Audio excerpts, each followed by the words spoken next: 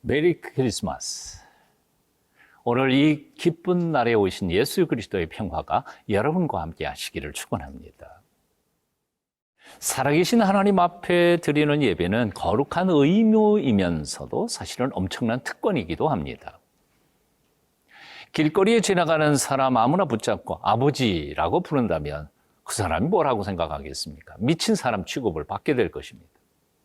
마찬가지로 아무나 하나님을 아버지라고 부를 수 있겠습니까? 그럴 수는 없습니다. 오직 믿음이 있는 사람, 하나님의 은혜 안에 구원받은 사람만이 하나님을 아버지라고 부르며 그 앞에 나아가 예배할 수 있는 것입니다. 이렇게 볼 때 예배는 엄청난 특권이 아닐 수 없습니다.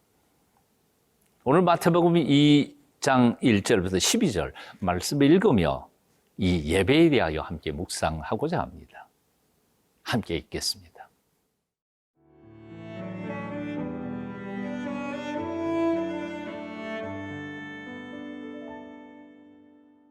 마태복음 2장 1절에서 12절 말씀입니다. 헤로드 왕 때에 예수께서 유대 베들레헴에서 나심에 동방으로부터 박사들이 예루살렘에 이르러 말하되 유대인의 왕으로 나신 이가 어디 계시냐? 우리가 동방에서 그의 별을 보고 그에게 경배하러 왔노라 하니 헤롯 왕과 온 예루살렘이 듣고 소동한지라.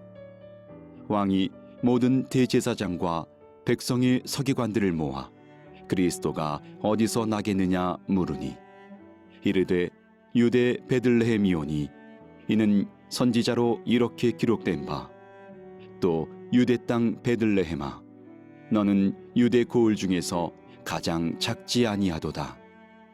내게서 한 다스리는 자가 나와서 내 백성 이스라엘의 목자가 되리라 하였음이니이다. 이에 헤롯이 가만히 박사들을 불러 별이 나타난 때를 자세히 묻고 베들레헴으로 보내며 이르되 가서 아기에 대하여 자세히 알아보고 찾거든 내게 고하여 나도 가서 그에게 경배하게 하라. 박사들이 왕의 말을 듣고 갈새 동방에서 보던 그 별이 문득 앞서 인도하여 가다가 아기 있는 곳 위에 머물러 서 있는지라. 그들이 별을 보고 매우 크게 기뻐하고 기뻐하더라. 집에 들어가 아기와 그의 어머니 마리아가 함께 있는 것을 보고 엎드려 아기께 경배하고 보배합을 열어 황금과 유향과 몰약을 예물로 드리니라. 그들은 꿈에 헤롯에게로 돌아가지 말라 지시하심을 받아 다른 길로 고국에 돌아가니라. 1절, 2절 제가 말씀 봉독합니다. 헤로드 왕 때에 예수께서 유대 베들레헴에서 나심에 동방으로부터 박사들이 예루살렘에 이르러 말하되 유대인의 왕으로 나시니가 어디 계시냐? 우리가 동방에서 그의 별을 보고 그에게 경배하러 왔노라 하니. 2000년 전 베들레헴에서 예수님께서 탄생하실 때에 그 땅에 살던 사람들은 사실 그 사실조차도 몰랐습니다.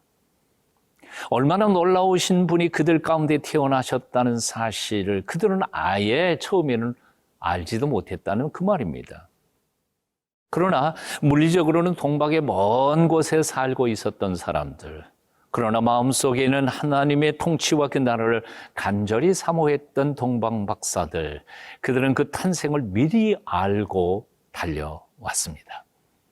그리고는 예루살렘에 이르러 사람들에게 물었습니다. 유대인의 왕으로 오신 이가 어디 계시냐? 우리가 그의 별을 보고 그에게 경배하러 왔노라. 마음문이 열리지 않으면 아무리 가까이 있어도 무슨 일이 일어나는지를 알 수가 없습니다. 하지만 아무리 멀리 있어도 생각이 깨어있는 사람에게는 구원의 문이 가깝게 열리는 법입니다. 한마디로 말해서 물리적 거리가 문제가 아니라 마음의 거리가 문제라는 것입니다. 동방 박사들에게 평화의 왕께 예배하러 오는 그 길은 먼 길이 아니었습니다. 오히려 기쁨과 감격에 찬 여정이었을 것입니다. 하지만 예루살렘 백성들과 헤롯 왕에게는 갑작스러운 왕의 탄생의 소식은 기겁을 할 일이었습니다. 3절 읽어봅니다. 헤롯 왕과 온 예루살렘이 듣고 소동한지라. 사실 예수님의 탄생은 이미 예언서에 다 나와 있었습니다. 그런데도 그들은 관심이 없었기 때문에 몰랐을 뿐이었습니다. 4절부터 6절까지 또 읽습니다. 왕이 모든 대제사장과 백성의 서기관들을 모아 그리스도가 어디서 나겠느냐 부르니 이르되 유대 베들레헴이 오니 이는 선지자로 이렇게 기록된 바 또 유대 땅 베들레헴아 너는 유대 고을 중에서 가장 작지 아니하도다. 내게서 한 다스리는 자가 나와서 내 백성 이스라엘의 목자가 되리라 하였음이니이다. 그렇습니다. 이미 예언서에 다 기록되어 있었습니다. 하나님의 말씀에 주의하고 깨어 있었기만 했다면 그들은 동방 목사들보다 훨씬 먼저 예수님의 탄생을 알게 되었을 것입니다. 물리적 거리가 문제가 아닙니다. 마음의 거리가 문제입니다. 교회에서 멀리 사시는 성도에게 목사님이 교회가 너무 멀어서 오시기 힘드시겠다 위로하니까 그가 이렇게 대답하더라는 겁니다. 아니요, 목사님, 교회가 먼 게 아니라 저희 집이 먼 것이죠. 교회를 사랑하는 이에게 교회가 먼 게 아닙니다. 집이 먼 것뿐이죠. 사랑하는 여러분, 여러분의 마음은 지금 어디에 가 있습니까? 매 순간 주님을 생각하며 그분의 음성 듣기를 사모하고 계십니까? 마음을 여십시오. 우리를 위해 죽으러 그리고 우리를 위해 다시 살아나신 예수 그리스도를 이 아름다운 날, 이 복된 날에 여러분 마음속에 모셔드리고 그분을 온전히 주님으로 인정하며 통치를 갈망하십시오. 여러분의 마음이 하나님의 나라가 될 것입니다.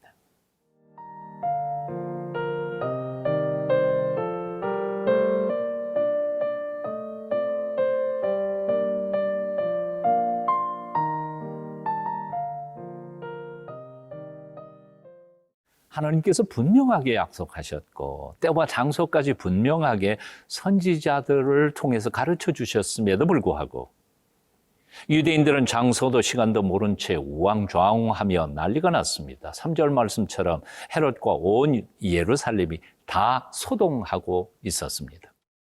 물어 베들레헴에서 태어날 것을 알고는 동방 박사들을 그리로 보내면서 헤롯은 거짓말을 합니다. 혹시 그 아이를 찾거든 내게도 고하여 나도 그에게 경배하게 하라. 하지만 동방 박사들은 베들레헴을 찾아가다가 이제까지 자기들을 인도해 왔던 별을 다시 찾자 크게 기뻐합니다. 10절입니다. 그들이 별을 보고 매우 크게 기뻐하더라. 3중 4중으로 강조하고 있습니다. 매우 크게 기뻐하더라. 평화의 왕으로 오시는 아기 예수께 경배하러 온 동방 박사들은 헤롯이나 예루살렘 사람들과는 완전히 달랐습니다. 헤롯과 예루살렘 사람들은 놀라고 소동했지만 동방 박사들은 매우 크게 기뻐했습니다. 메시아 왕국에 대하여 관심이 없었던 사람들, 오직 자신의 왕국을 지키기만을 바랐던 헤롯은 새로운 왕국의 통치자가 태어났다는 소식 앞에 기겁을 했습니다. 그들은 오직 눈앞에 보이는 현실과 자신들의 야망을 성취하는 것에만 몰두했지 그들에게 평화를 선물하러 오시는 메시아, 어쩌면 자기 자리를 위협할지도 모르는 그분에게 대하여 오히려 경계하고 그를 죽일 음모만을 꾸미고 있었던 것입니다. 하지만 동방 박사들은 달랐습니다. 단 하나의 소망, 그분께 경배하기 위하여 달려왔던 것입니다. 안내하던 별을 잃고 잠깐 방황했지만 다시 그 별을 발견하자 매우 크게 기뻐하였던 것입니다. 그들에게 왕께 경배하는 것은 의무가 아니었습니다. 그것은 큰 기쁨과 감격이었습니다. 특권이었습니다. 그래서 그렇게도 먼 길을 달려왔던 것입니다. 그리고 그를 경배하고 그 앞에 엎드려 예물을 드립니다. 11절입니다. 집에 들어가 아기와 그의 어머니 마리아가 함께 있는 것을 보고 엎드려 아기께 경배하고 보배합을 열어 황금과 유황과 모략을 예물로 드리니라. 그리고 끝입니다. 그들은 출세를 원한 게 아니었습니다. 대박을 터뜨려 엄청난 부를 쌓기를 원했던 것도 아니었습니다. 그들은 단지 평화의 왕으로 오신 예수 그리스도, 그분께 예배하기를 원했던 것뿐이었습니다. 오늘 그 복되고 아름다운 성탄절, 저와 여러분도 그렇게 온전한 예배자가 되는 기쁨을 맛보시기를 축원합니다. 하늘로부터 부어주시는 하늘의 평화가 여러분의 것이 될 것입니다. 기도하겠습니다. 오늘 평화의 왕으로 오시는 주 예수님, 그 아름다운 이름 앞에 경배와 찬양을 올려드립니다. 영원 무궁토록 영광을 홀로 받으시옵소서. 예수님의 이름으로 기도합니다. 아멘.